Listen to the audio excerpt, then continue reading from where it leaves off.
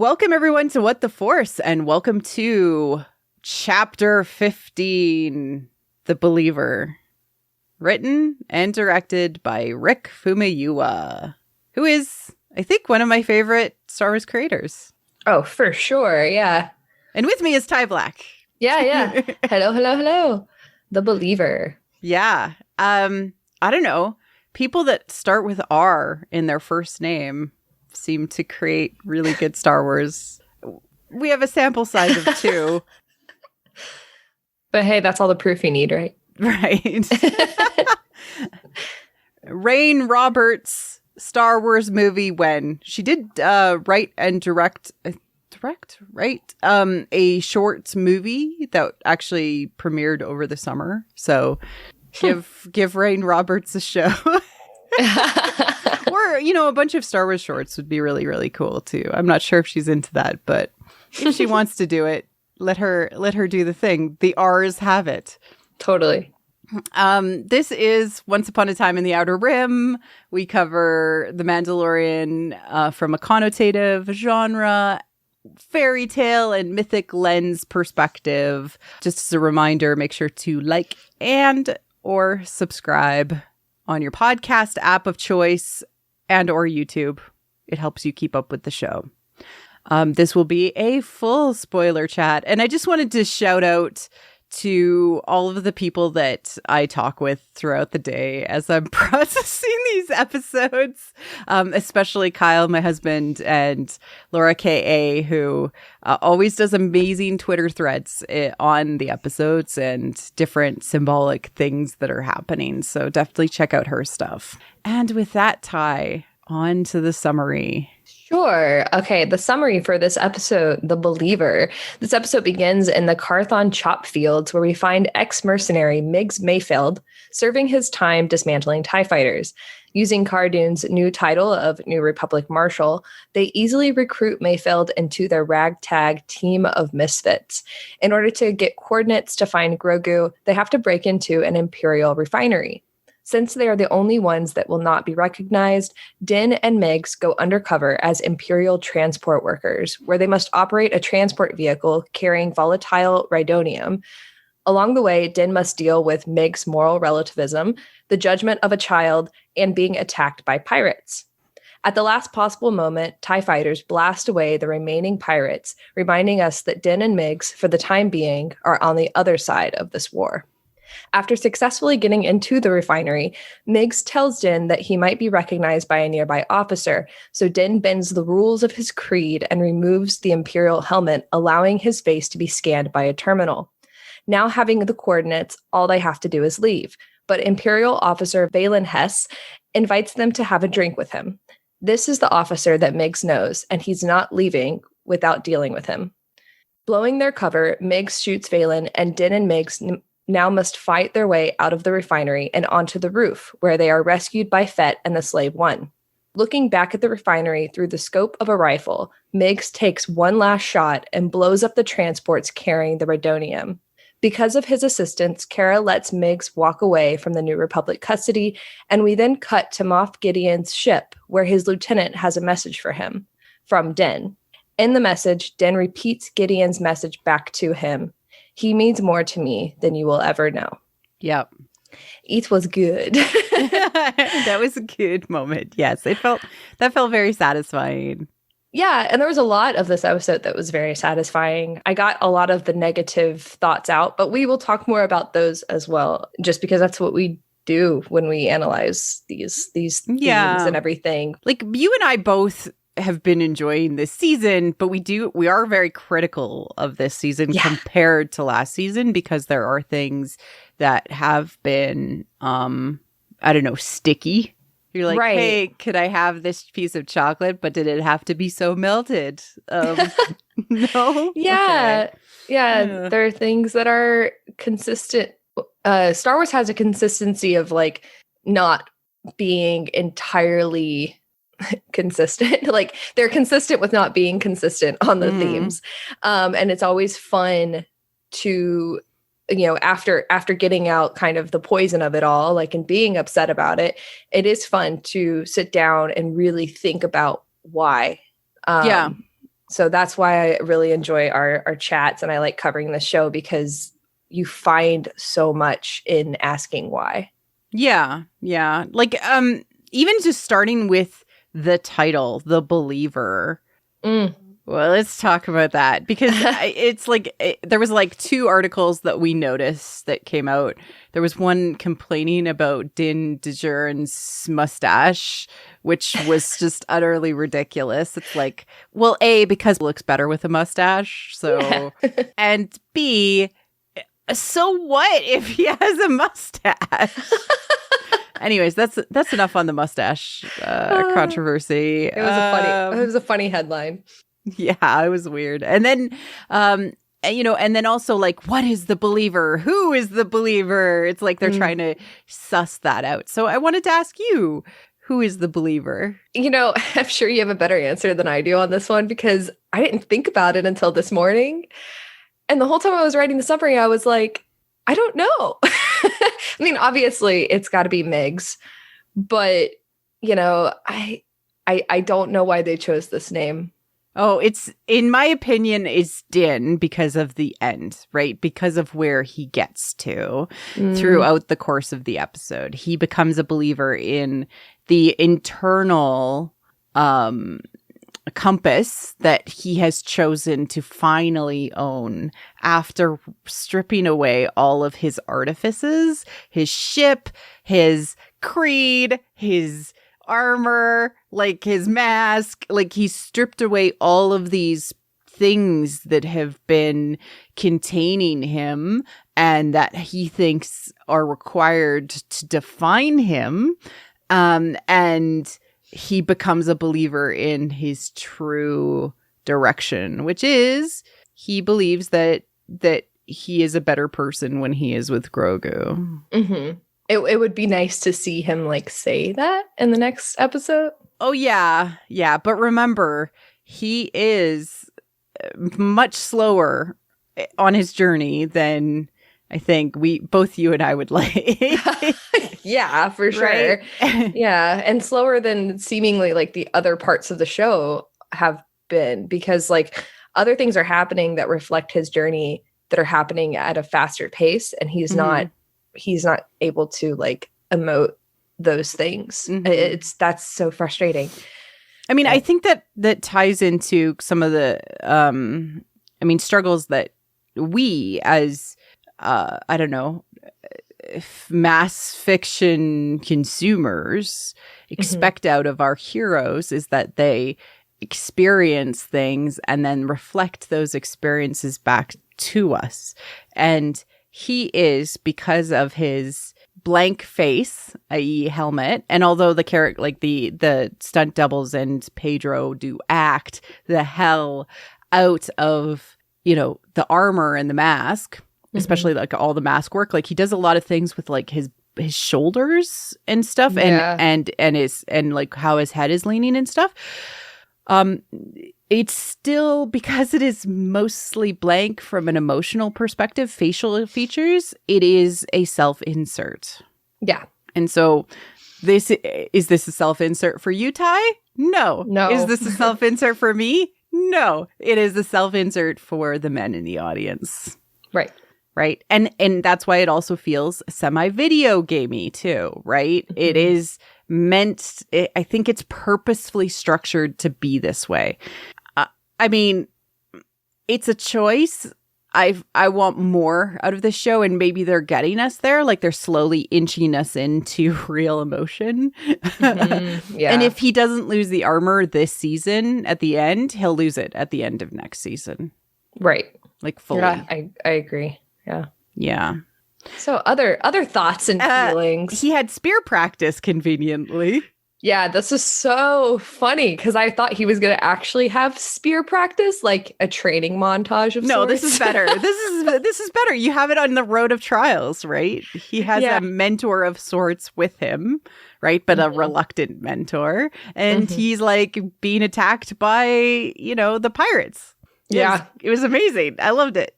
That's the way to learn things on a hero's journey. Oh, yeah. No, it was fun. That was a really, really fun way to do that. Morak in and of itself, I love the line that like, oh, nothing's on Morak. And it's like, well, actually, what you find out is that the Empire is on Morak and mining, which is significant. We could probably go into that a little bit when we get into like symbolism and stuff. But also, there's just regular people that live on Morak too. Mm-hmm. It's like a reminder that this is a microcosm of the larger universe. Right. Yep. Boba Fett had the best line of the entire show. I love how like sardonic, old, sarcastic he is when they're like, Fett, you go in. And he's like, let's just say they might recognize my face. I spit laughed. Like I was drinking some water and I spit it out. It was so good.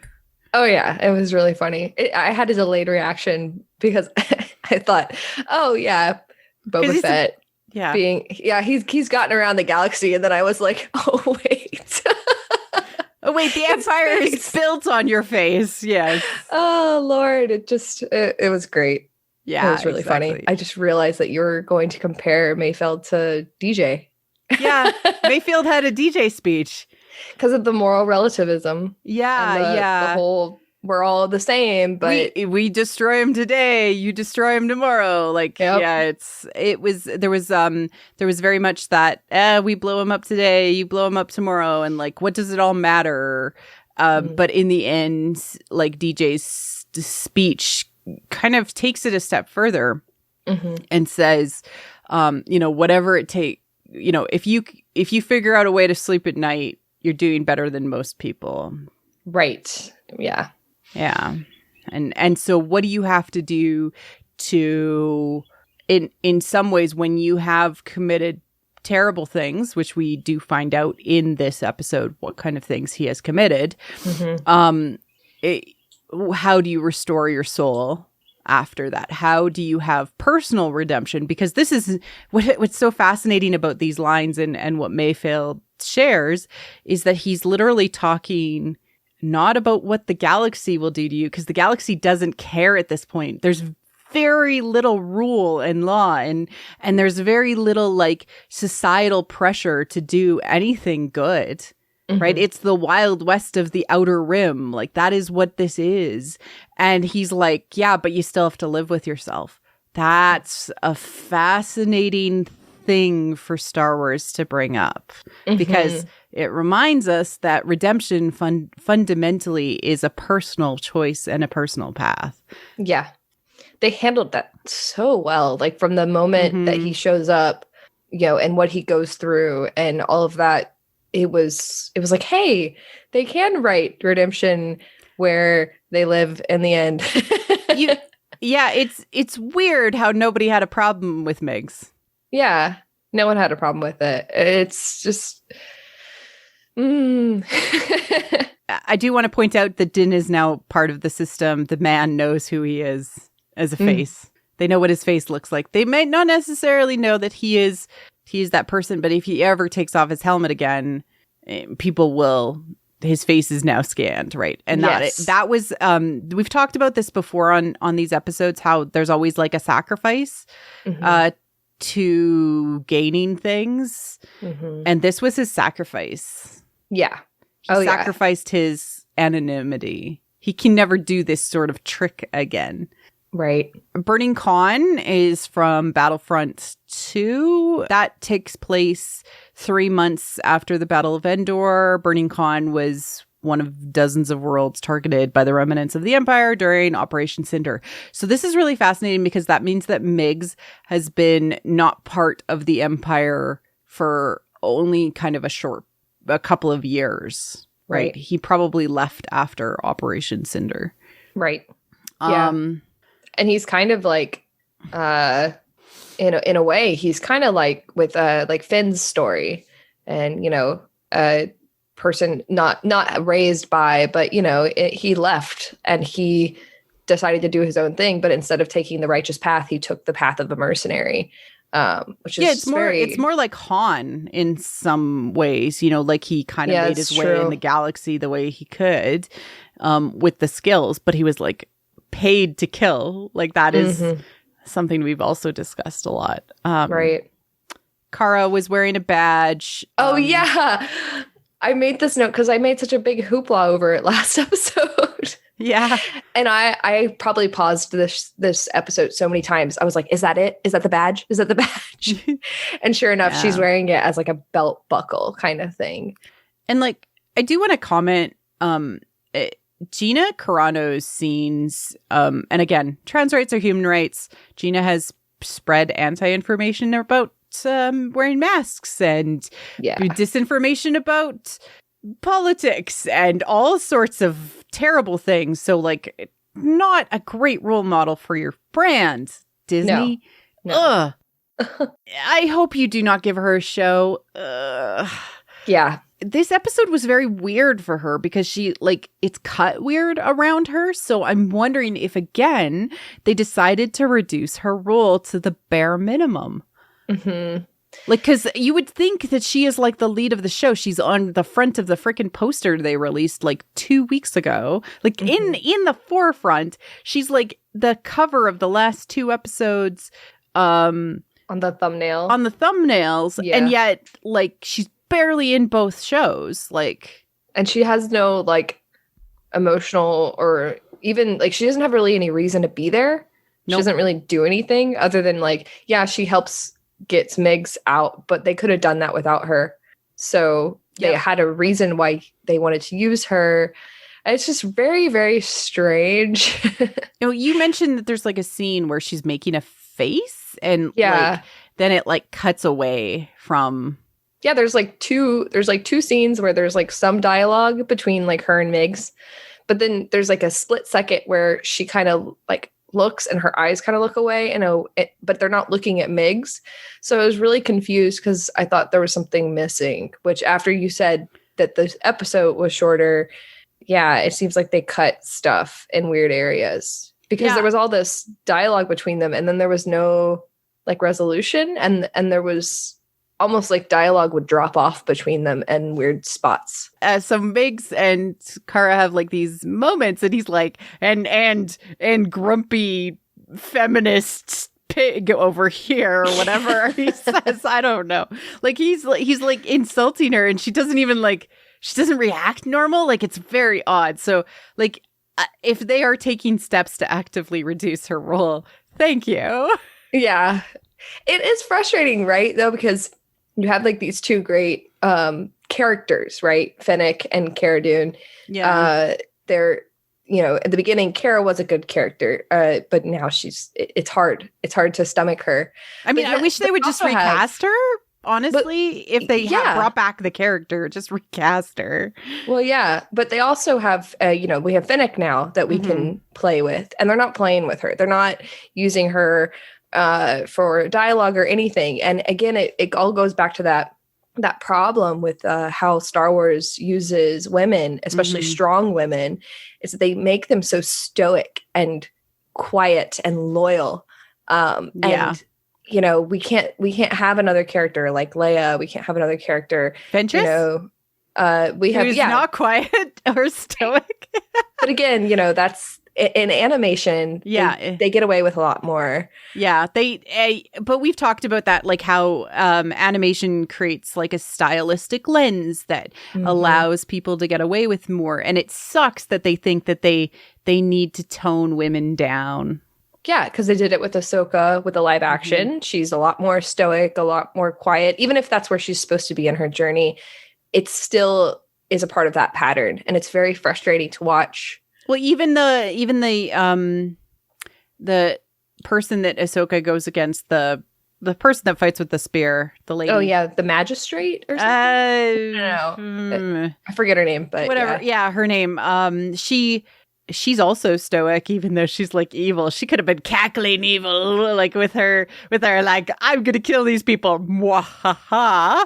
Yeah, or she could have been like, would you like a grape? And like fed it to him, or like, like they could have just gone over the top with women. And honestly, we need a little bit more of that. Yeah, exactly. So, yeah, I mean, the most emoty woman that has gotten away with it has been Jin.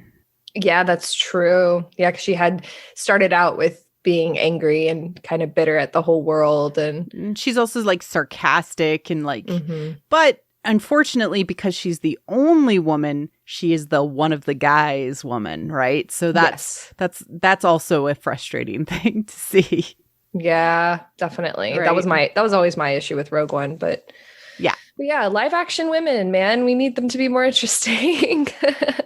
I would say that this is probably your main criticism, and I also agree with it. Mhm. Why use Megs when Boba was right there? Yeah. So this really bothered me because I thought this episode would explore more of like that Boba and Din foil for each other thing. And of obviously the idea of like, what does it mean to be a Mandalorian? Maybe talking a little bit about each other's past, or like poking at those differences and those similarities, you know, just the way they did with Migs and Din in the car when he takes off the helmet and is like, oh, it feels better with it off. Like that very easily could have been Boba. And it would have been fun to have him be a mentor to Din, and Din be like reluctantly that student. Like I think that there's a place for Boba to be explored from what he thinks about his past. And I think that would have been a very good foil for Din. Right. So yeah, both being bounty hunters, both having things that they've potentially done in the past, and now that they've both been reborn, and Boba has seen not only the Clone Wars from a firsthand perspective where he could understand it, but also like he's only a couple of years older than Din because they both experienced the Clone Wars as kids, right? Yeah, true. Boba definitely has seen more mileage.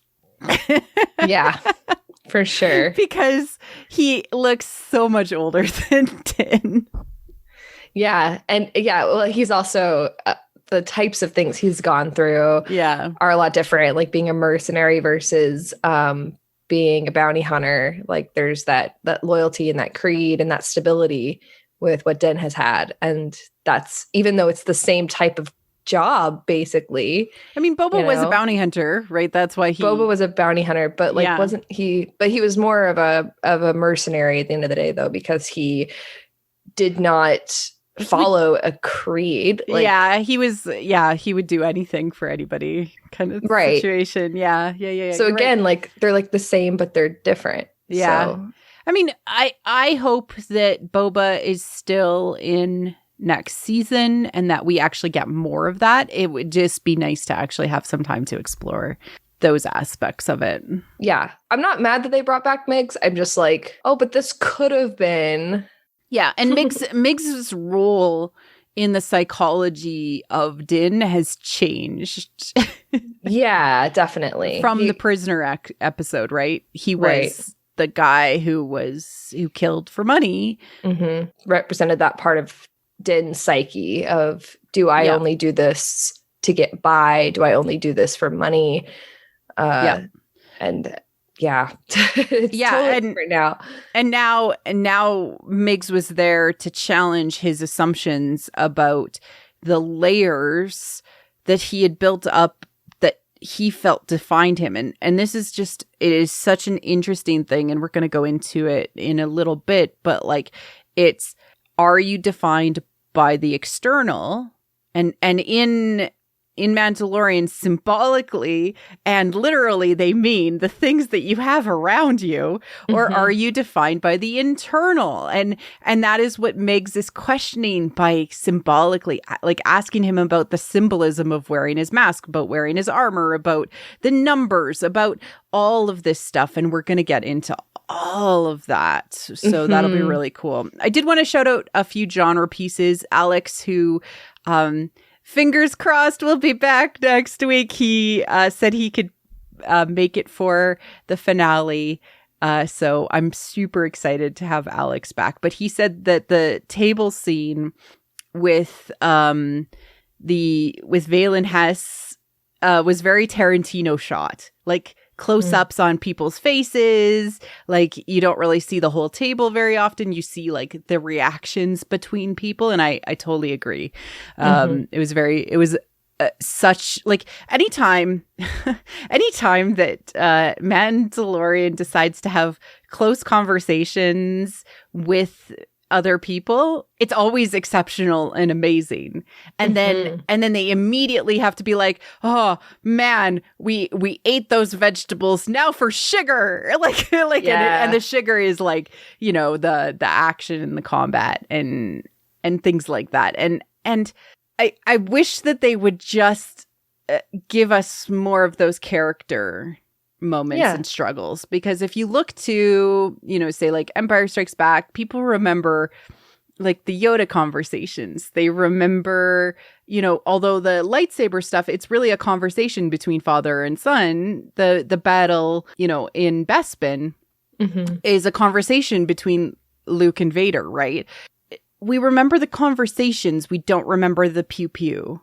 Yeah, exactly. There's the reason why people remember certain lightsaber fights over others is because there was a emotional connection and a conflict that was happening. But yeah, not. And the conflict resolution with lightsabers is emotionally satisfying, right? Right. Pew pew can help move the plot along, right? But it has to have emotional weight to it. There is a struggle in Empire Strikes Back where Leia and Han realize that they are bait for Luke and they do not want to be that. You know, there is that conflict there. They're like, how do we get out of this? How do we warn Luke? And then, you know, it's all resolved because of this really important lightsaber battle that happens at the end. But it's basically a conversation with lightsabers. It's not... You know, and there is a conversation at the end when they lose their lightsabers. So the conversations are very, very important. And I know that it takes more writers, but the conversations and this episode proves how important those conversations are. And I just want to say, like, there's one little tiny change they could have made in the pew pew that was happening in this episode. It literally could have brought so much more emotional conflict to the episode with no words. And it would have been if Din would have gotten his helmet pulled off during the fight, like on the train thing, on the transport, and just that one little second of exposure would have brought so much more conflict to him for that whole episode, because he's not wearing his helmet. He's not wearing his armor. You know, he's vulnerable.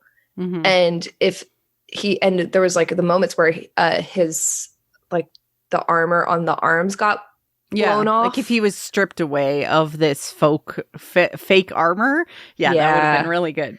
It would have been cool, but and that would have added more of a emphasis to where he actually has to willingly take it off later.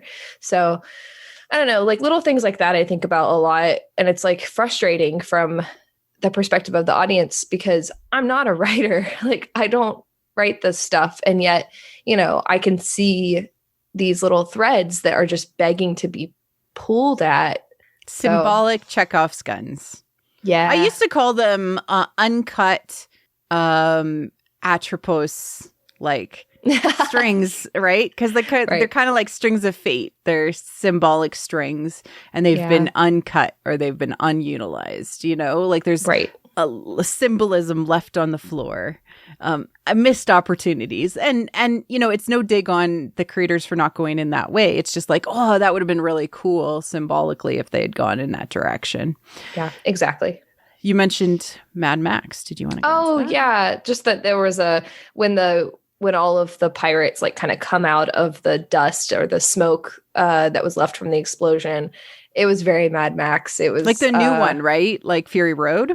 Yeah, I mean, I haven't watched the old ones in like forever, but yeah, I don't think that happens in the old ones. I think it's definitely like a newer thing. Yeah, like them like riding the kind of like speeder ships, and they reminded me a lot of Mad Max in that feel, and like the very much like the Dogs of War type thing. Yeah, definitely. So we haven't really talked too much about themes, but this episode actually had like a lot of thematic material to dig into. And so overall, this episode is about the question of what it takes to restore your soul, right? Right. And it's a question that's posed textually and also symbolically through the episode. And I just like, I really want to say, struggle, like Star Wars sometimes struggles with being, consistently on point with this as a core theme. And they want to always make this point, but sometimes the characters fail at it. And so it's a really hard thing to suss out. And I hope that a creator in the future fully makes the points that I am about to make, that BTS in front of the UN made very succinctly. And if you have not watched Kim Namjoon's speech to the UN with BTS, the rest of the BTS members, this is, one of the largest bands in the whole world right now. This is from a couple of years ago. It's from 2018. Essentially, he's talking about how people make mistakes, and you are not just you're not just made up of the good choices that you've made. You're also made up of the bad choices that you've made and what you have learned from those choices. And that the only way forward is to truthfully find your name, find your voice by speaking yourself. I.e., to thine own self be true. You cannot find this by what other people are telling you to be or what other things are on the external. You have to find it inside of yourself. That is what he is saying. And it is an excellent speech. It makes me cry every time that I listen to it. Same. It's just really, really important, because that is the so what of the hero's journey, right? And that is what this episode is saying, is that you are the bad things, you are the good choices that you've made, and you have to find a way to sleep with those at night. Yeah. Right? You have to find a way to live through all of the bad choices that you've made. And it does talk about what are your options, and some of them are not good. Yeah. I think like the idea of speak yourself is such an interesting way, like it's like a banner. It's a banner for, a journey to self-discovery, but it's so simple. And I think people forget that a lot, that the hero's journey is actually very simple. If you have the goal of speaking yourself, then that leads you down that path. That leads you on the heroic path. It's very, very simple. And yet Star Wars wants to make it complicated, of course, for dramatic effect. Yeah. And we're going to come back to talking about how some of the symbolism ties into this, because I think it's really important that it plays out. But I wanted to kind of almost say it like a thesis statement of this episode, is that this is about finding your truth. This whole episode, symbolically and textually, is about that speech at the end where Din says to Gideon, Moff Gideon, you have something I want. You may think you have some idea of what you are in possession of, but you do not. Soon he will be back with me. He means more to me than you will ever know. He spoke himself at the end. Right.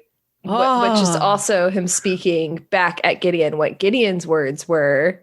So it also means that Din is Gideon.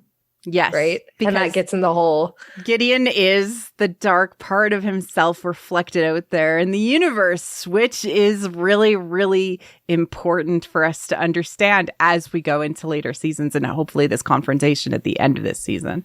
Yeah, for sure. But that gets at the heart of like what this whole episode was doing in its themes. Because the next part of this theme that was very apparent in this episode, which was that the cutting off of the shadow and discarding it, And this is something we've seen over and over again with Star Wars when anyone is kind of like faced with the shadow, right? What do they do? But I thought this was so interesting because they didn't do it in this episode the way that I've seen it done before in Star Wars. And you could even say that at the beginning of the episode, when they're in the like graveyard of TIE fighter ships, like that was dismantling what the New Republic believes to be evil. Yeah. Because they determined it to be evil, right? Yeah. And then at the middle of the episode, our heroes are saved by TIE fighters. And like it's questioning, okay, you can disregard this or you can cut it away and you can dismantle it. But if you don't deal with it, it's going to come back. And sometimes it can come back to save your butt. So it's that part really, really messed with my head. And I have a mythic parallel to talk about later with it. But it also feeds into the idea of like blurring the lines between good and evil, bending the rules, because there was that part where, when Din does have to decide to take his helmet off. Well, because he's in denial for the first half of the episode that he will ever have to show his face. But what does showing his face mean? Is it taking off the helmet? Is it showing his face? Yeah. Or is it something more symbolic? And I think that that's actually like, a thing that we'll get to. He's going to probably figure out that his justification and his worldview is something flawed. More internal. Yeah. But it is flawed, this idea that you cannot, and from a meta perspective, it's a larger, like, you cannot form attachments. That is like symbolically what it is saying in the universe. These Mandalorians cannot truthfully know the other person in a relationship. They cannot form attachments. It's a big meta And conversation. I think, totally. And I think also Migs calls him out on saying like something about bending the rules, or something like that. He basically calls him out on bending the rules of his creed. Like, okay, you can take the helmet off now. Yeah. That conversation was fascinating. Yeah. Like, is it taking off the helmet or is it showing your face? Because I find people are willing to bend the rules when everything is on the line, like when it really matters. And that also paralleled the Kara bending the rules of like the law in order to get him out, which is probably one of the things they cut, now to think of it. That might have been her resolution of that episode that they might have cut. It all kind of flows in together, that whole idea of blurring the lines. And also there was that idea that they talked about of order versus freedom. And that's the Valen's little speech, little thing, just that this is a fight between freedom and order, or like the difference between order and tyranny. And this is something that's present in much of Star Wars, like Vader's big, let's bring order to the galaxy, and like there's a difference between order and tyranny, right? There is a difference between safety, which is, in society, we have to give up some of our personal freedoms so that we can exist and have a community, right? And Star Wars, like, it doesn't say it shows it, which is, again, my, like, frustrating thing with, like, the false binaries that exist in Star Wars, because it is not that you are light side or dark side. You are always on the path and you are finding a middle way between the two, right? You are on your own journey and you are always turning towards the light. You are always trying to seek community and compassion and the force of others, right? That is the Star Wars ethics. In short, you sometimes do have to be selfish, though. You have to eat. You have to protect yourself. You have to be selfish to protect yourself, right? But order and freedom is one of those false binaries, right? Having protection and security is a form of order, but not at the expense of individuals being able to exist and live their lives and become happy and fruitful members of society, because it's like security and safety for all, not just the few. Yeah. And so it is, again, the middle way between these things. It is a false binary. They want like people who think in absolutes, right? The Sith only believe in absolutes. Well, yeah, but so do the Jedi. They say you cannot be anything but the light side. Right. But the truth is always somewhere in the middle. And you always have to be leading towards the light. Yeah. And this is also a binary proposed by bringing Migs back into the mix, which was Migs has this very, what's the word for it? Like he doesn't care either way. He says that we're all the same. Migs has a very like nihilistic attitude with everything. He says like it's all the same. The good side is bad. The bad side can be good. Like it doesn't matter at the end of the day. We're all just trying to get by. Again, we've heard all this before from like DJ and other characters, but that's a part of this other binary that's being shown in the episode, which was like you can say that and detach yourself from this binary of good versus evil, and that way you're kind of in this middle area, or you can choose, this is the lesson to be learned, that you should find your own path and you should find something good to live for. You should find your community. You should find something to do to be productive in that community. What does good mean for you? Yeah. Right. Yeah. Find your path, your way, but not a nihilistic way of looking at it.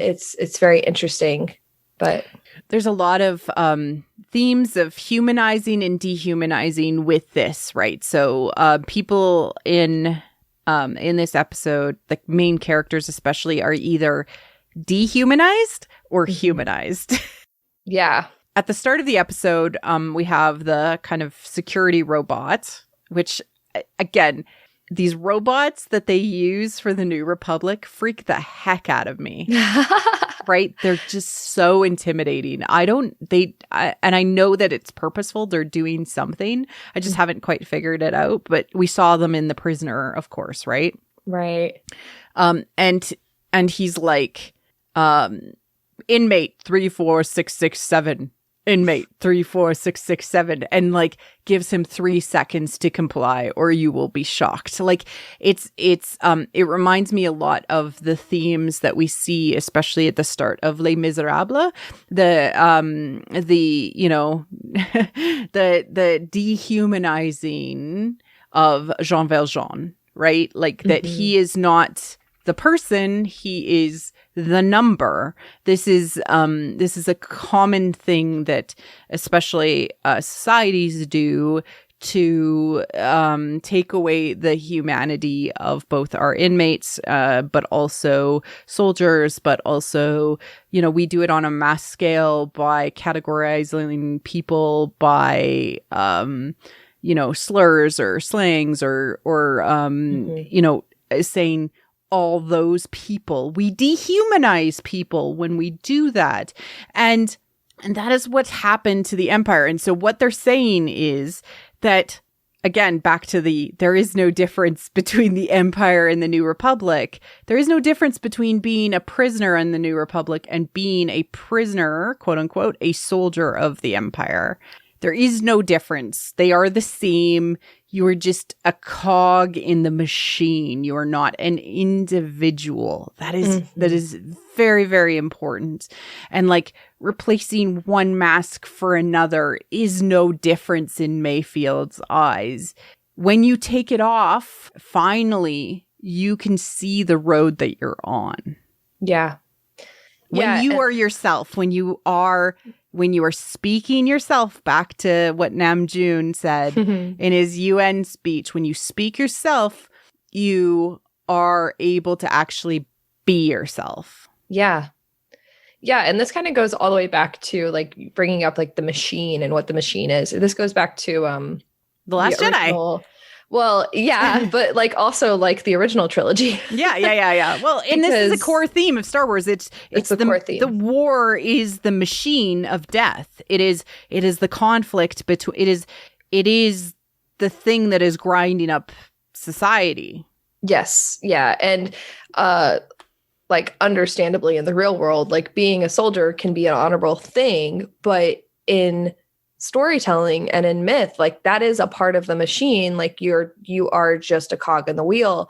And this is something that, like, you know, makes a lot of people uncomfortable because but this was the message of the original trilogy. Mm-hmm. Vietnam was a unjust war, and as Americans, or as, you know, members of, like, you know, the Western world mostly, we're all a part of the empire, and we're all a part of the colonialistic bad side attitudes that the empire has, right? Yeah, we're the bad side of that conflict. And this brings me to this quote from Campbell, and Campbell obviously pointed out the obvious Vietnam parallels in Star Wars when he was ever asked about Star Wars. But his main interest in this parallel was about how the empire is the machine. And there's also the little thing that happens when, you know, Luke has his arm cut off and replaced with a robotic arm. Mm-hmm. So he becomes he is a machine, mm-hmm. right?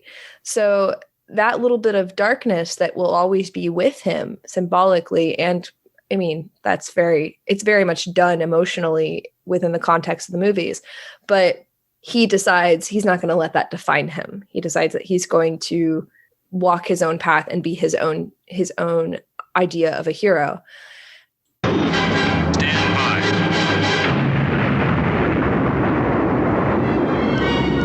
What a wonderful power the machine gives you, but is it going to dominate you? The statement of what the need and want is must come from you, not from the machine, and not from the government that's teaching you, or not even from the clergy. It has to come from one's own inside. And the minute you let that drop and take what the dictation of the time is instead of the dictation of your own eternity, you have capitulated to the devil, and you're in hell. Wow. So that's really, really important, because Din and Migs wear the garments of the Empire, and suddenly they are heroes of the Empire, right? It's very easy to be absorbed by the cogs in the machine. And then the troopers, when they bring in the Rhydonium, they are serving the Empire. They bring in the Rhydonium. The troopers themselves salute. And I read on the internet, like, and on our Discord server, that people in the military, some people who served in the military or had family members, were deeply uncomfortable with troopers from the Empire saluting. But this has always been the parallel, that if you are serving the machine and not your own, you know, your own journey, you are the Empire. Right. It's hard. It's a hard thing, but Star Wars has always said that. Right. Yeah, I really like how he says, you know, the dictation of your own eternity, which means mm-hmm. that there is a rule book that lies within you. There is that's the mask of eternity, that when you can transcend the binary. That's what he's saying. Yeah. I mean, watch Power of Myth. He and Bill explain life like way better than us. But there's one more thing at the end of this, because this is the confusing part, I think, where he says you've capitulated to the devil and you're in hell. I love when he says that, because first of all, he says it with a smile, and he's like making a joke. He's like making a joke. He thinks he's clever by saying that. And like basically what it comes from is that in a hero's journey, like in a mythic journey, you have to delve into your subconsciousness, mm-hmm. where sometimes you will meet the devil, sometimes you will go to hell, right? But if you've capitulated to the devil, that means you have lost yourself. You have mm-hmm. You are completely without. You are not able to detach yourself from what is, from the external, and you mm-hmm. cannot go into the internal. So I just find it so fascinating. It's one of my favorite it's one of my favorite Campbell quotes, and it is how he talks about Star Wars, because he is, in that moment, the context is about Star Wars. So yeah, it's very cool. much. Yeah. All right, let's dig into some mythic stuff. Let's dig into some myth. I'm going to talk about some kind of the mythic pieces that we saw, and Rick always brings his A game. Yeah. Yeah, Rick knows what he's doing. And so, like, I think he's still attached to Children of Blood and Bone. So, you know, that was announced that it was still being made by Lucasfilm. So I'm very excited about that. That'll be really good. Yeah. So I wanted to talk about like this weird thing. Basically, one of the things that came to my mind when I was looking at like the TIE fighter symbolism was the idea of the ship of Theseus paradox. Mm-hmm. Which, if you don't know, is just basically a philosophical question asked by Plutarch, like really long time ago. I think it was like, it was definitely like Greek and Roman time. Hold on, let me pull it up because I don't want to butcher it.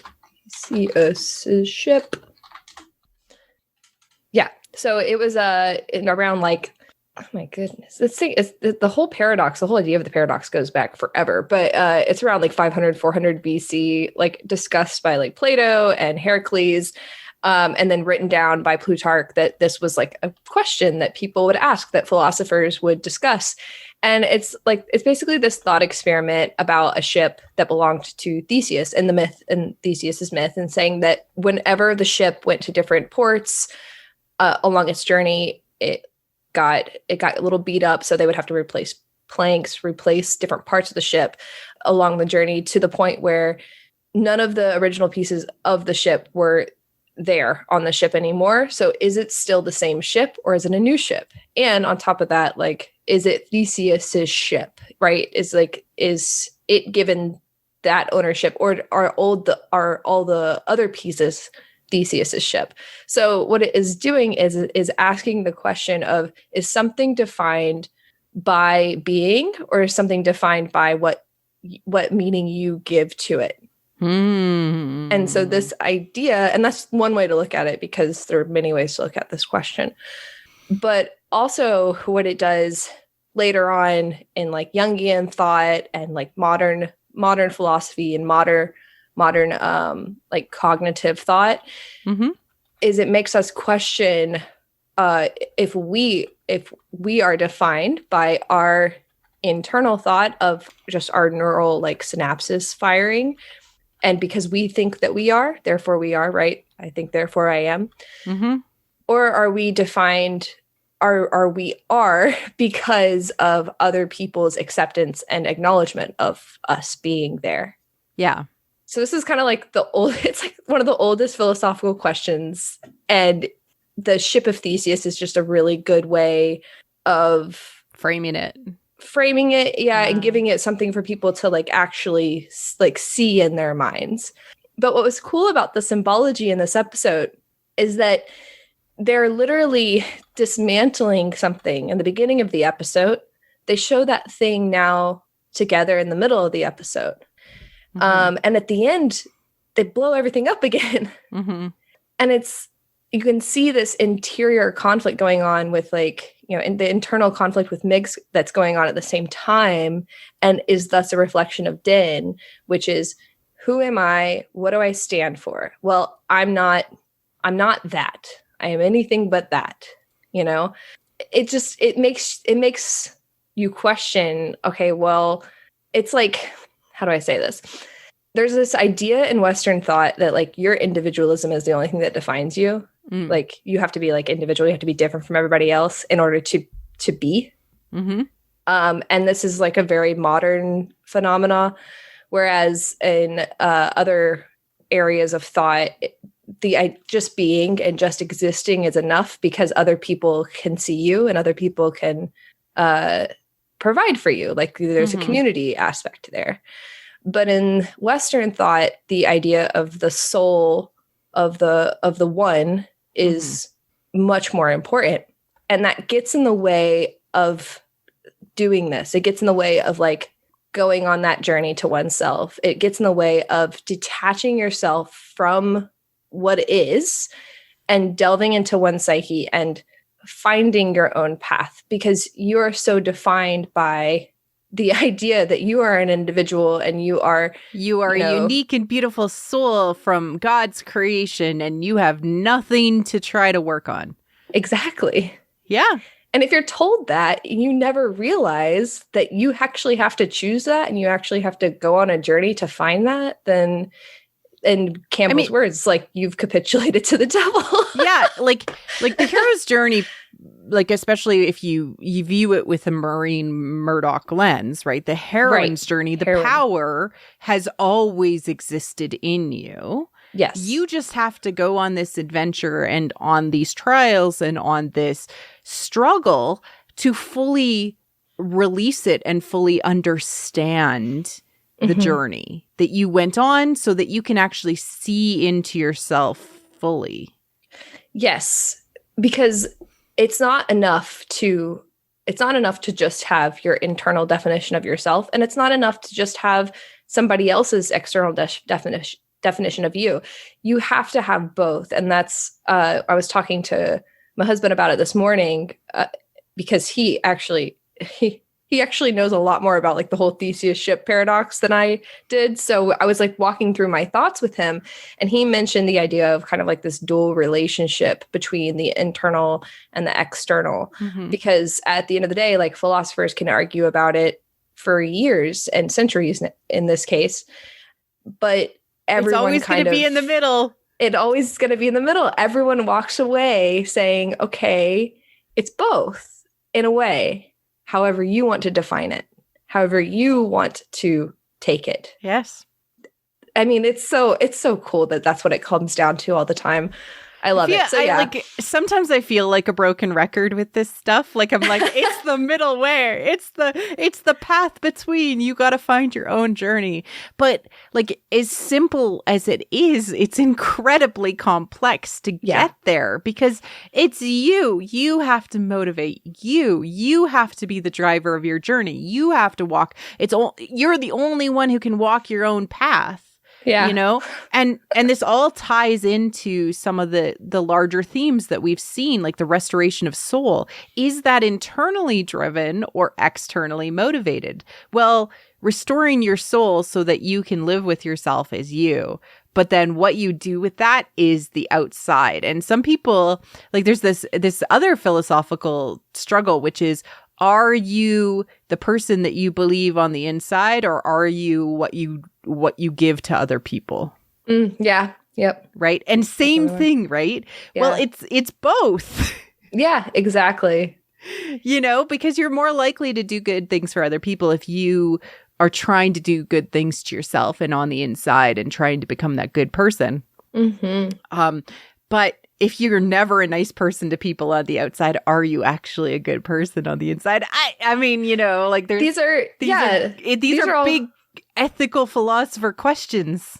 Yes, they are. And they're all questions, like, you should consistently ask yourself, because, you know, you're always on the journey, and we're always able to ask ourselves those questions. So we should do it, because it makes us better people. But at the same time, there's this idea and these areas of thought which always come back to, like, you define that for yourself. Like, you define what it is to be good. You define what it means to be bad. And, like, the acceptance of that and the acknowledgement of that, that's basically that's that transcendent thought. That's that, you know, like, master of life and death sort of thing that Campbell talks about. The eternity, the mask of eternity, you become transcendent of, you know, the linear binary that we all exist in, or that the world itself wants us to exist on. Yeah. Totally. I'm glad that, you know, MC understands me. I hope other people kind of see the thread of thought that I was going on with that. But no, it was great. I love this parallel. It's good. And I'm glad that it's repeated, because that means that we're seeing something that is there and that is hopefully, like, helpful and hopefully, you know, interesting to people. But yeah, I digress. The next thing, I love this moment when so Migs is driving and they have to like slow down to go through the village because the road, like this little village that exists with like children and like people, moms and like literally kids of the next generation, right? But like he has to slow down because he doesn't want to run it over anybody, of course, right? So he slows down and like Din looks out the window and like looks right in the eye of like a teenager or a young tween in this village who's just like, you thought there was nobody here, but look, you're driving through my village. You know? Yeah. And I love your thoughts on this. Yeah, it's a very like judgmental look, and it's obviously saying like, you know, you're ruining my home. And but the actual like kind of meta thought that goes into this is that he's being judged by the next generation. And Din has to deal with that because like he is raising a child into this world. So that means everything that he does is going to affect Grogu's world, every choice that he makes. And this is kind of the big philosophical question that all parents, all grownups have from the lens of like a hero's journey, that you are shaping the world for the next generation. Well, what are you going to do when that next generation looks at you and questions what you're doing because you're messing things up for them? Yeah. I mean, you see this all the time. Me with the boomers all the time. Yeah. you see this all the time. If you can't look in the mirror and say, maybe I'm doing something wrong if I'm being questioned by the next generation, then like, you know, you're probably messing things up. Exactly. But yeah, it was just a really cool moment. I really liked that in terms of and how it was framed with the rest of the show. And like Campbell will talk about, like, as soon as you have kids, you are living for them, right? Like that's the outcome of any hero's journey that involves having children. Is that you are trying to make the world better for them and you are living so that they can live a better life. Right. And again, this is coming from someone who he did not have kids. Campbell didn't like have children of his own. But there was that acknowledgement and understanding of giving something to that community and giving something to the world within your life. That's really what it is about. Not just your kids, but kids in general. Yeah. Yeah. And that young man judging Din Djarin for driving through his village. He represents tiny moment, but massive. He represents the entire next generation that's going to grow up in that universe. So it's pretty cool. And they're not impressed because we know what happened with the sequel trilogy. Sorry. Oh my goodness. All right. So what's really fascinating about the structure of this episode is that you can map it to a hero's journey. Yes. I wish we keep going back to like this broken record. Yeah, this episode is like a little mini journey and redemption trial. Yeah, definitely. Yeah, like go to Morak, experience a redemption. If this was a video game, again, we've talked about the video gaminess of this. Go to Morak and experience this, quest, right? That's what's happening, right? So, so they enter the world from the known, which is Boba Fett's ship. They're like, we must go on this journey. Okay, how do we do this? Oh, we'll sneak in. Okay, so they enter through the underworld, i.e. the cave that they enter on top of the sort of bug-like juggernaut creature thing that they the giant they sneak in through the giant beast that goes into the underworld, and then they transform and sneak, like very Greek hero. They sneak to go and steal, right? So they change into the garb of the underworld. Yes. And there's a treasure that they seek. There is a treasure that they seek. They go on a literal road of trials.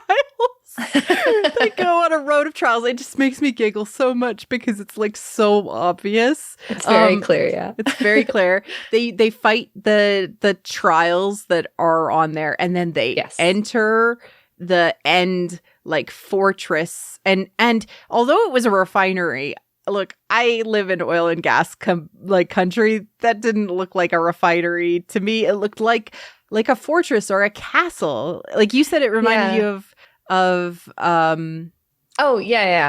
of Maz's castle from TFA. Yeah. It was stylized and very similar. It looked very similar. And they also had like the bridge, by the way. So it's like the drawbridge of a castle. That's what it looked like. And they had to like slow down, and so they enter into the fortress. And then they enter into the internal lair where the treasure is hidden, right? Yeah. And they have to go in, and there's a dragon or that's kind of guarding it. A treasure guardian that's like, oh no, we can't make it past here. How do we overcome this trial to get past the dragon? And we've talked about dragon symbolism in this show before, but of course he's to me, Valen Hess is very dragon-like because there's the outwit aspect of it, right? Like, we're going to be pretending to be somebody we're not and things. And he goes and he sacrifices a piece of himself to gain the treasure, which is not actually the knowledge of Grogu, where Grogu is, which is what we think it is. It is the sacrifices to know himself. Yeah. Right. Which like the visual symbolism there is there. And then on the way out, he is caught by the gatekeeper. They have to, work through the treasure guardian trial and then escape. Right. So they have to sneak, outwit, and slay the treasure guardian, which, from a symbolism and hero's journey perspective is totally all something that needs to happen. Yeah, including the part where the treasure is not exactly what you thought it was. Like, coming away with the knowledge of oneself is the treasure, not the coordinates. Yeah. I love it. I just want to mention pretty briefly, because we've talked about Mayfeld throughout, but I really liked the idea that he is the detached hero that refuses to go back. And because of the things that happened to him, because of the trauma of losing his comrades and all of that, and being sworn off of being any kind of soldier, right? He doesn't want to be any soldier for anybody now. He has detached himself from the world, basically, and he only works for himself. But that is a hero that is stuck. That is a hero. He is a hero in terms of hero's journey, but he is stuck in the place where he has crossed over the threshold and he refuses to come back. He's in hell.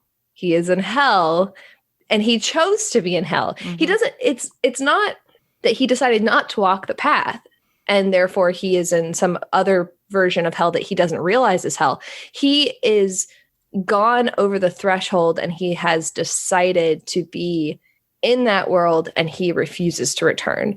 It's a different type of hell. It's a different type of, it's kind of like villains, like any kind of villain, when they decide they're going to not do what society wants them to do, and they cross over the threshold and then they just stay there. And that's what makes them a villain. It doesn't make you a villain just because you make bad choices. It's like you are a villain because you have decided to not be what other people want you to be, but then you're just stuck on that part of the hero's journey cycle. Yeah. And if he comes back, we might actually see him resolve more. But the fact that he chose to destroy the Rhydonium and then the base is like, what made you different than the empire that you were trying to resolve? Oh, yeah. Have we even mentioned this? Have we? No.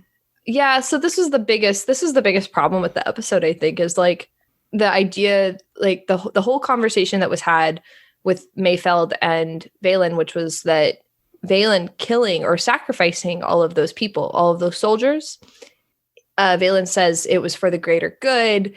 But look where we are now, all of that. He justified it and justified it and justified it. And he doubled down on it. And it makes Migs absolutely disgusted. And then what does Migs do? He picks up the rifle. Not 5 minutes later. Yeah.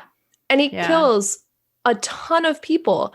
And I'm like, did you not learn the lesson? I really honestly, and this is why I was rubbed so wrong by this whole thing, was because the moment he picked up the rifle and looked down the scope, I thought he was going to say, I can't do it. I'm different. Or I wouldn't ever, I wouldn't be able to do that, or something like that. But that shows, it's to show the difference between, I think, Mayfield and Din, in that Din is continuing on the journey with the elixir, and Mayfield still hasn't figured that out. He's still stuck in the unknown, the underworld, hell.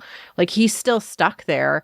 And although he's continuing on his journey, like, he's off to the left, like, having his own adventures and stuff. Like, now he is stripped of everything that he was, but he still didn't make the right choice. Because one thing about the hero's journey, and that this is something that Campbell talks about repeatedly, is that failure is also important. Right. But in the context, how it's played in the episode is wrong. Yeah. It's played as if it's a triumph and it's a lesson for Den, because after he shoots and blows up all of the Radonium, he says, I have to sleep at night. Like, as if like, and what did you say before we started the episode? You said it's retribution as opposed to restoration. Yes. Yeah. Yeah. Because he was getting back at them. He's like, he decided in his head, and this is what we were talking about earlier, he decided in his head that those people were evil by his own definition of evil.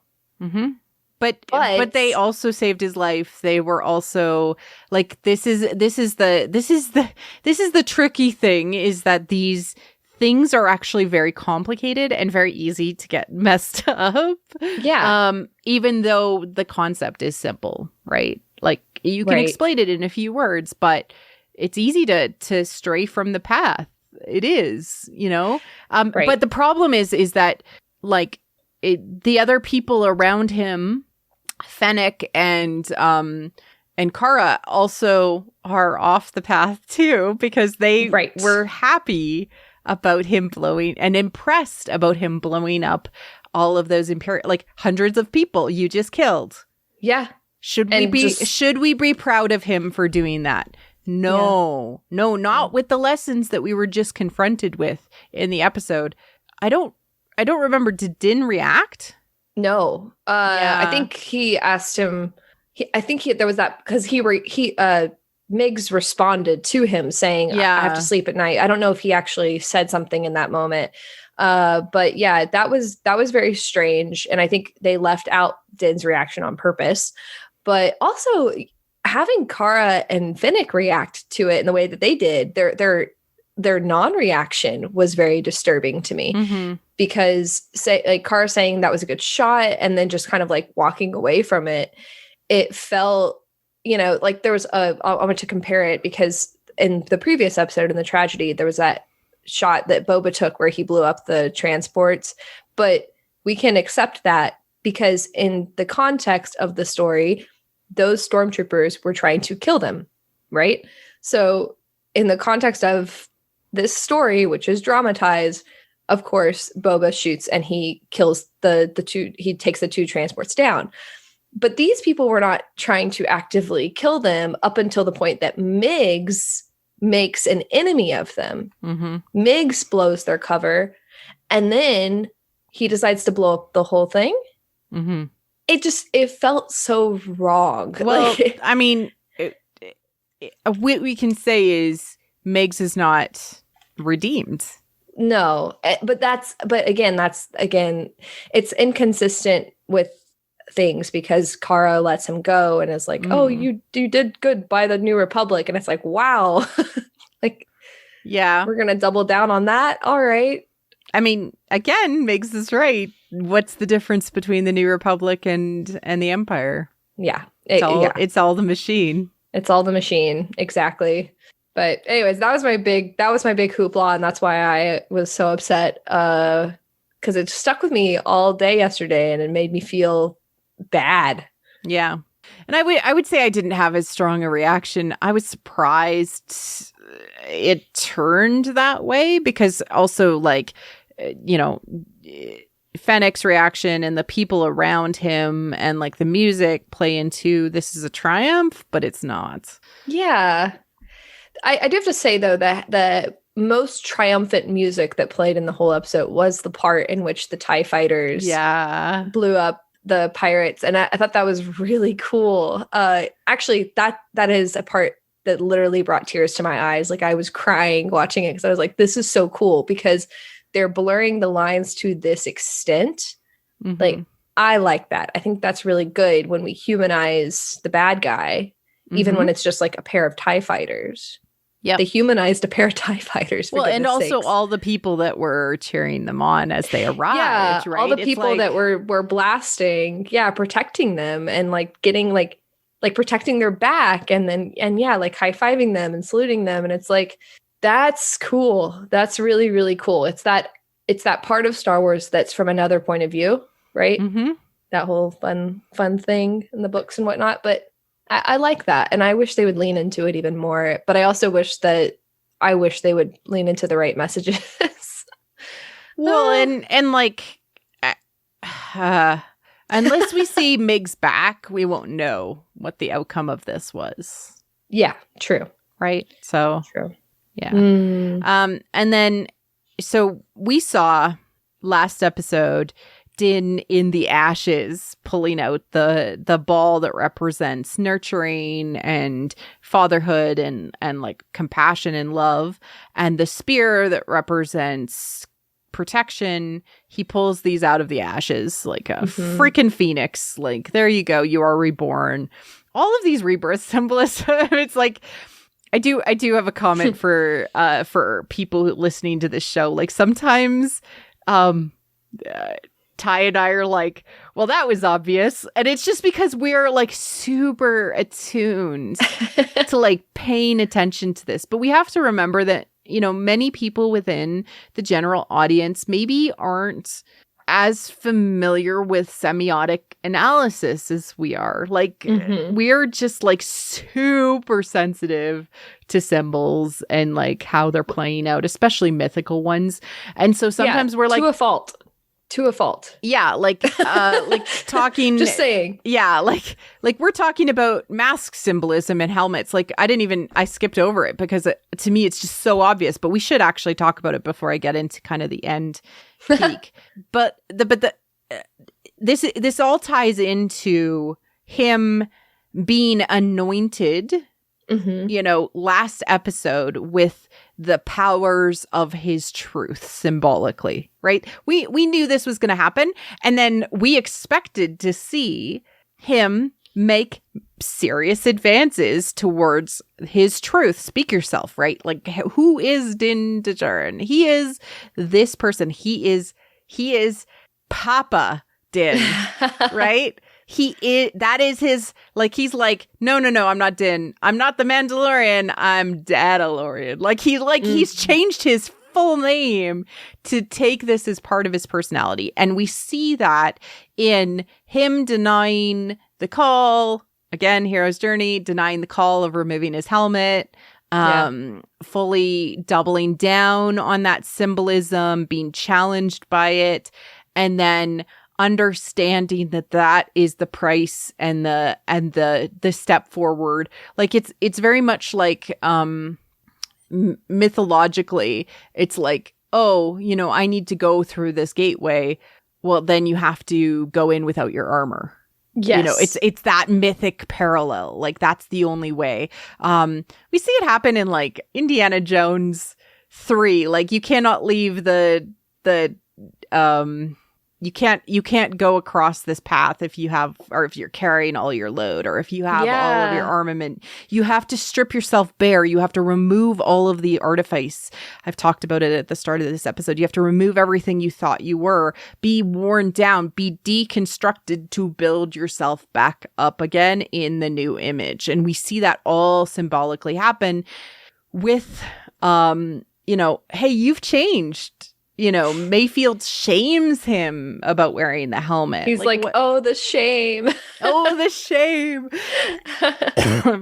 I can see better without it. These are all just, projection reminders that Din is better off without all of the artifice associated with the external definition of him. It needs to come from the internal. It actually reminds me of something that happened in the first season where it, like, right off the bat, like in the first or second episode, I think it was the second episode, where he is told, Queel says, you have to get rid of your weapons in order to, like... Also directed by Rick. Oh, that's so funny. That's really funny. Yeah. And Din replies, like, I'm a Mandalorian, like, we are our weapons or something like that. And you can see the growth. Yeah. And now he has to deal with his armor. It's not about his weapons anymore. It's about his armor. It's about his armor and his assumptions and his creed. And like, it's everything is being just worn down. And this reminded me, this whole episode, the redemption aspects, the journey, the confrontation of self reminded me of the Avatar: The Last Airbender beach episode. I didn't think you were going to say the beach episode. There's a bunch of other ones, but all right. But this episode, like, so the beach episode is about, like, the whole point of going to the beach is to wear away, to wash away all of the things and the artifices and the who you think you are, who people tell you are. It's all about going through the crucible and coming out the other side. Yeah, true. Right? And the salt and the salt and the waves and the waves wash away and smooth the rough edges, right? Time stands more still because things move slower and Ooh, interesting. But this episode is a challenge crucible instead, which also does the same thing because it reforges you as a new person. That's so They symbolically function in the same way because you end up like becoming like the new version of yourself. Yeah. By experiencing this. But okay, so we see all of these things happen and it's literally like, hey, symbolism happened last episode at the end with the ball and the spear. And then we actually see the outcomes of that this episode. It's like a trial run for the finale of this season. We see him lose his helmet. We see what his creed actually is, which is his internal self-motivated, who is Din, And then we see him use the spear type of thing. The spear activities. Right. And then at the end, we have that speech again about, he means more to me than you will ever know because you cannot know me. I know me. Right? Yes. And it's like, I now know the power of the ball and the sphere. I now know, like, I am now, at least for this season, I now am the master of life and death. Because I have a reason to be. Yes. I have a purpose. Yeah. Yes. And so, like, with all of this said and how they're working things, I seriously think that what they're doing is, like, he gets, he does a simple hero's journey. He does a more complex hero's journey. He's going to do a more complex hero's journey. I think that's what they're doing because almost end to end, each of these seasons has kind of accomplished a hero's journey story and structure. And it's been absolutely fascinating. Like, the separation for both Grogu and Din happened almost at the exact same moment and episode as last season. It's just cool. And I do want to shout out, like, my personal appreciation for all of the symbolism, even though, like, because I'm so, like, attuned to it, it's very easy for me to pick up. But I do want to appreciate it because it's showing symbolism to others, Yeah. And I like the unintentional parts of it that are just so interesting, like the ship stuff, They might not have known what they were doing, but it brought a meat to other symbols in the story that just made it so much more interesting. And I really, really like that. I do just wish that I really am excited to see kind of the gallery episodes behind this season because I want to know why they were so careful. I want to know, like, they were very careful, and I fear that they knew what was happening with Tross and decided to whoa horses.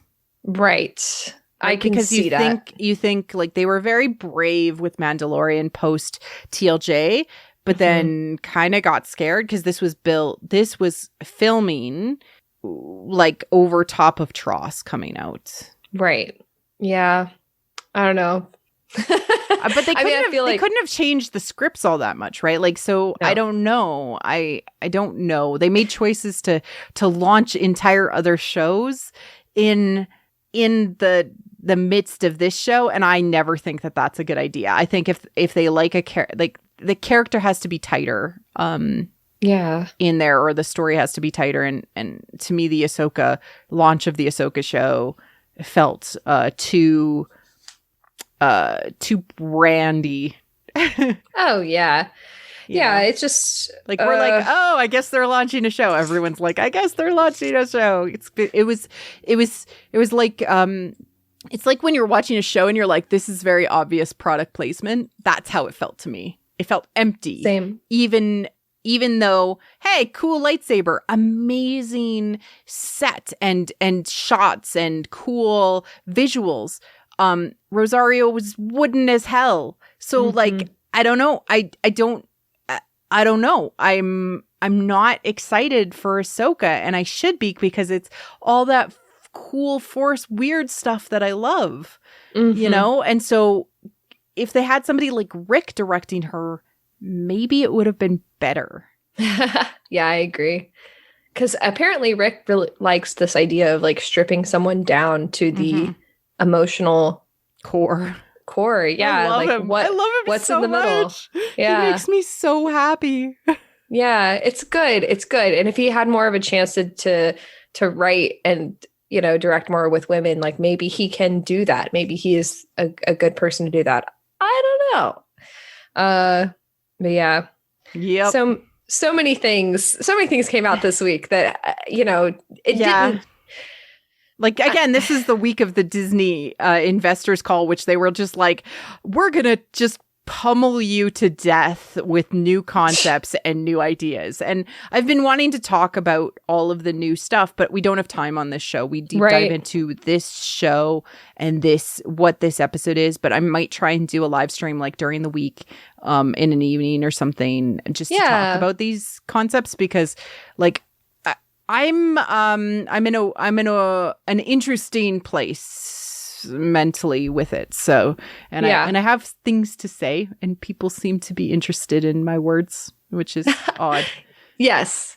And I do think, like, in terms of The Mandalorian, to try to stay on topic, I think that like all of these ideas of like spinoffs it can work if you have the emotional meat being focused on Din, but it's not focused on Din, not yet anyways. And I don't know what they had in plan. I don't know what they changed maybe. But there's not enough yet to I cannot define the Mandalorian except in very silly or like tropey type of or like us esoterically talking about symbolism. Yeah. Or very weird high level symbolism. Like I could go on and on about how he's Parsifal and how, but hey, if he gets pierced with that spear, he is Parsifal. I'm telling you that right now. But yes, ma'am. I could go on and on about that. But at the end of the day, I think that like, in the end, like we've talked, you and I both agree that it's probably going to be 4 seasons, and so it's like like in the end, it'll be each season is its own journey, but overall, it will be a massive journey. So it has to go dark this season, and there has to be despair. There has to be despair at the end of this season. It is part of it. Yeah, definitely. You know, like you said on Twitter, I need him to cry. And I agree. We need him to express massive amounts of disappointment and frustration and just utter loss. And that's part of that story, you know? So we'll see. I like seeing right away things are listed as limited versus ongoing, so you kind of have a good idea of like what they're trying to do or what they're trying to set up. I have a lot of thoughts about what was going on with the Disney investors call. So interesting. Yeah. Okay. So do we want to speculate about last episode? My only speculation is him getting pierced through with the spear and crying. He needs to cry. Yeah. I mean, he needs to get harmed. Like, I would be okay if he wounded. he screamed out in rage. To me, that's like a man crying in some ways, you know, like Ooh. just massive display of emotion, whatever it is. What if he went to Grogu? What if he finally got to Grogu and he's like, come with me? And then Grogu's like, no, because I've seen some people speculate that Grogu's not going to go with him. Like, it's going to be Grogu's choice. Because he wants to, like, yeah. I mean, so I don't know why. I don't know why. Yeah, but I don't know. I don't see that personally, but that but would be cool. If it did happen, if it did happen, then, and if like Gideon could offer Grogu a chance to train in a certain way, then what if like what if quick Din, and easy path, you're saying? Yeah, exactly. And then like what if Din is like screaming at Grogu like, I believe in you, like I believe in us, or something like that. That would be cool. But I do think like the most logical thing, I would like, if I made a Mando bingo card for the last episode, which we should absolutely do, that'd be so much fun, I would put on there getting pierced or getting mortally wounded by the spear. It's going to go right in the middle. Yeah. And then getting healed by Grogu is going to go right next to that. Yeah. Yeah. Fingers crossed. Okay, so Din calling ahead and saying, hey, Moff Gideon, I'm coming for you. That was dumb. Like, that was not smart. I was like, did you not see the Dark Trooper thing? Our good friends over at Geeky Waffles are like, he is a himbo. I agree. He doesn't make smart choices. He leads with his heart. You know, he's still trying to figure out what his heart is. Mm-hmm. You know, so that's all like super important. You know, yeah. I this can't go well when you call ahead to the evil guy and say you're coming for him. Yes, exactly. Don't give away your plan. Gideon, is time to plan. Good job. Yeah. He didn't know you knew. Yeah, I didn't know he found out where he was. Yeah. Like what? So it's going to go badly. Yeah, it's going to go badly. I mean, mentally prepare yourself for that. And we'll be back in 1 week with a conclusion to all of this. So looking forward to it. Yep. All right, Ty, thank you for joining me for Mandalorian Chapter 15, The Believer. Where can people find you if they're looking for you and your work online? Yeah, they can find me at on YouTube at Wit and Folly. You can find me on Twitter at Wit_Folly, and you can find me on my personal Twitter at Black_TYM. Awesome. Thanks everyone for coming out, and we'll see you for the finale. Cheers. Cheers. Thank you for listening to What the Force. I'm Marie-Claire Gould, your host. Our music is orchestral music by Christy Carew for What the Force. We have a Patreon at patreon.com/whattheforce. We would like to thank all our patrons, especially those who love and are obsessed with What the Force: Brad, Cheryl Bell, Melody, Night Huntress, In Wild Space, Felicia, How Rude, Anna Perez, Macau Mom, Neil, James, Joe Allen D, Christian Luca, Josh Johnson, Scott C, and Marvin. Make sure to like and subscribe on YouTube or leave a 5-star review on iTunes or any podcast app. It helps other people find the show.